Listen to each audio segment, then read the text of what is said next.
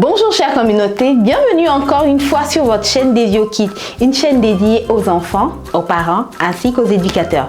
Aujourd'hui, nous vous proposons une thématique qui vous aidera à aider vos enfants, surtout en ces périodes de vacances ou même à les préparer pour l'année qui vient. Il s'agit de la lecture. Comment aider vos enfants à aimer la lecture? Comment les amener à lire et à apprécier cet exercice? Alors aujourd'hui, nous allons vous amener à faire lire un livre à votre enfant. Un livre imagé pour commencer pour les tout petits, pour ceux qui sont au primaire, avant de leur proposer des romans. Le livre du jour est Simon et la petite souris. Simon et la petite souris. J'espère que vous voyez le titre du livre. Simon et la petite souris. Alors nous allons commencer. Simon vient de perdre une dent, sa première dent. Quelle fierté! Cache-la sous ton oreiller, lui dit sa maman. Alors voici Simon qui vient de perdre sa première dent et sa maman. Et la maman lui dit, cache-la sous ton oreiller et la petite souris passera la chercher cette nuit. Je laverai, demande Simon. Non, la petite souris ne vient que quand les enfants dorment. Elle prend leurs dents et laisse un joli cadeau à la place. La page suivante.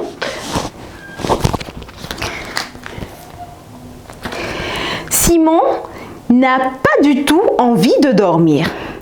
Il veut voir la petite souris. Il veut faire sa connaissance. Alors, il s'assied sur son lit. Les bras croisés. Et ouvre les yeux bien grands. Il a pris un livre, un verre de lait et des biscuits pour tenir toute la nuit s'il le faut. Vous montrez l'image aux enfants pour qu'ils sachent de quoi vous êtes en train de parler. Vous leur donnez aussi d'imaginer. Et soudain, la voici. La petite souris est là, en personne, sur son oreiller. « Bonjour Simon !» le salue-t-elle. « J'ai appris que tu avais perdu ta dent. »« Oui, » répond le raton laveur un peu intimidé. « Mais au fait, où habitez-vous, petite souris ?»« Eh bien, viens avec moi, je vais te montrer. » Voici l'ami, la petite souris. Et Simon qui commence à suivre la petite souris. Simon ne se fait pas prier, il saute de son lit et suit la petite souris. Simon et la petite souris marchent longtemps. Ils traversent la forêt, puis les champs, des rivières et encore des champs. Enfin, ils arrivent dans une gare. Il y a là des dizaines de petites souris qui transportent des paniers et des hottes remplis de dents. Simon est arrivé à la gare des petites souris.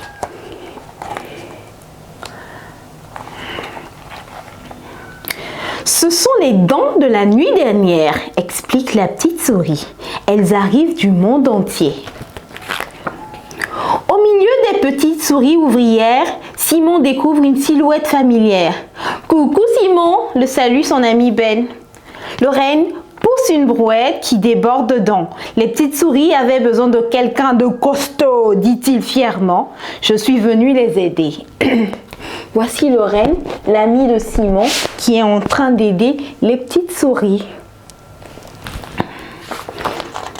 Un peu plus loin, Simon aperçoit des petites souris, bien sages, assis en cercle sur des bancs. C'est notre école, raconte la petite souris. On y apprend à passer partout et à éviter les gros matous. C'est très important.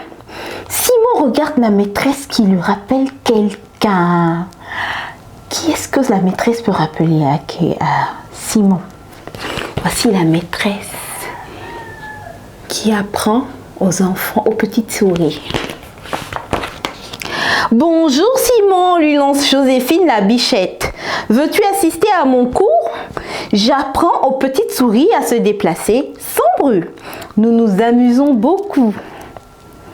3 petites souris sont en plein exercice.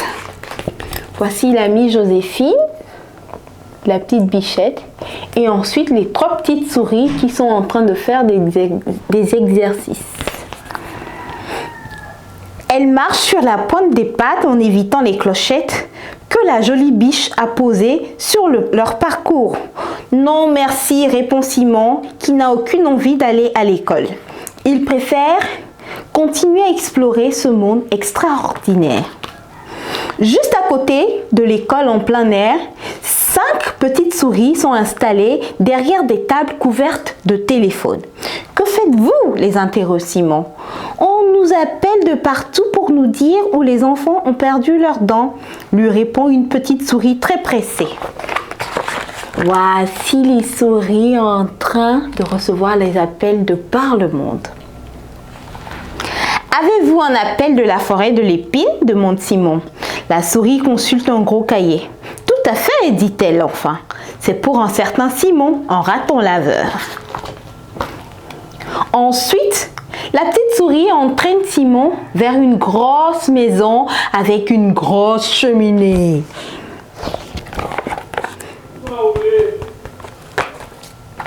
C'est là que nous préparons tous nos cadeaux, dit-elle. C'est beaucoup de travail, tu sais.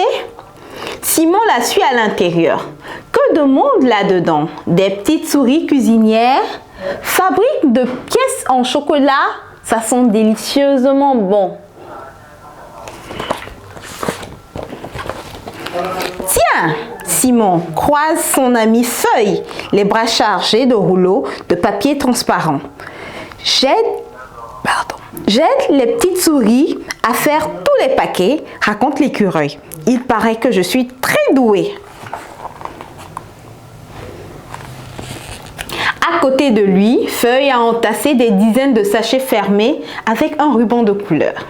Tu peux te joindre à nous si tu veux, propose l'écureuil. Mais la petite souris pousse déjà la porte d'une immense bâtisse. Ceci est notre musée, indique-t-elle. Nous avons là des dents du monde entier. Nous avons des dents de morse, de castor, de requin, de crocodile, d'orgue, d'hippopotame, ours, licorne, les dents des enfants. Dans le musée, en effet, il y a des dents du sol au plafond. Dents de requin, dents de castor, dents de crocodile ou dents d'hippopotame. Mesdames et messieurs, par ici, appelle soudain une voix que Simon reconnaît. Une casquette sur la tête. Oscar de guide à un groupe. Oscar sert de guide à un groupe de petites souris japonaises. Voici une dent du Père Noël quand il était petit, annonce pompeusement le renard en montrant une dent posée sur un coussin rouge.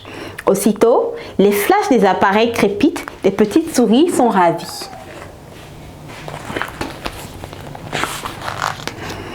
Est-ce que ma dent pourrait entrer au musée? Demande Simon très intéressé.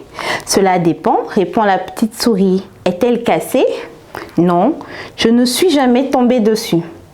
Et te laves-tu très bien les dents? Dit Simon un peu gêné. Si tu veux que ta dent soit exposée, elle doit être parfaitement blanche. Simon, l'appelle soudain sa maman depuis l'extérieur. Simon, je dois y aller, dit le petit raton laveur. Maman est venue me chercher. Simon, Simon.